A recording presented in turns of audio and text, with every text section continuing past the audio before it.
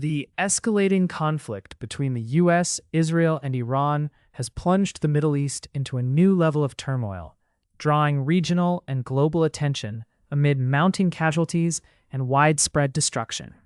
From deadly airstrikes in Iraq and Lebanon to missile barrages targeting Israeli cities, today we break down the latest developments in this complex and fast-moving war.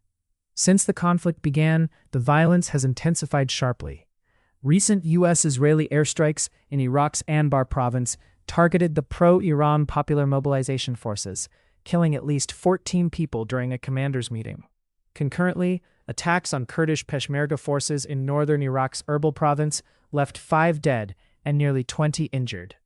Meanwhile, southern Lebanon has seen fierce clashes between Israeli ground forces and Hezbollah fighters across more than a dozen villages, alongside multiple Israeli air raids on Beirut's southern suburbs and the city of Tyre. Iran's Islamic Revolutionary Guard Corps, or IRGC, has vowed to respond to Israeli strikes without restraint if civilian targets in Lebanon and Gaza are hit. The IRGC also claims to have intercepted a Hermes drone over Tehran and denounced Israel for committing what it calls extensive war crimes against civilians in the region.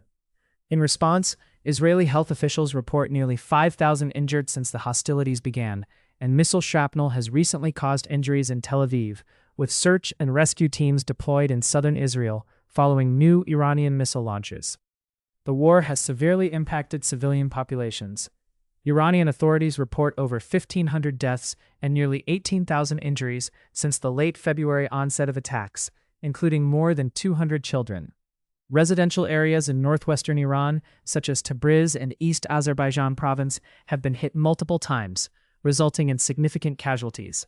In Lebanon and Palestine, Israeli strikes continue to cause fatalities and injury, with funeral processions underscoring the rising human toll. On the diplomatic front, conflicting signals add to the uncertainty. U.S. President Donald Trump announced productive talks aimed at negotiating an end to the conflict, even as Iranian officials deny engaging in such discussions and warn against trusting Washington's intentions. Senior Iranian leaders stress caution, highlighting the risk of further aggression while negotiations are ongoing. European Commission President Ursula von der Leyen has appealed for immediate dialogue to cease the war and reopen the crucial Strait of Hormuz for free transit. Regional tensions remain high as Saudi Arabia reports intercepting multiple Iranian drones targeting its eastern province, while Kuwait and Bahrain also respond to incoming missiles. Strikes have damaged critical infrastructure, such as power grids and oil facilities across the Gulf, raising fears of wider instability.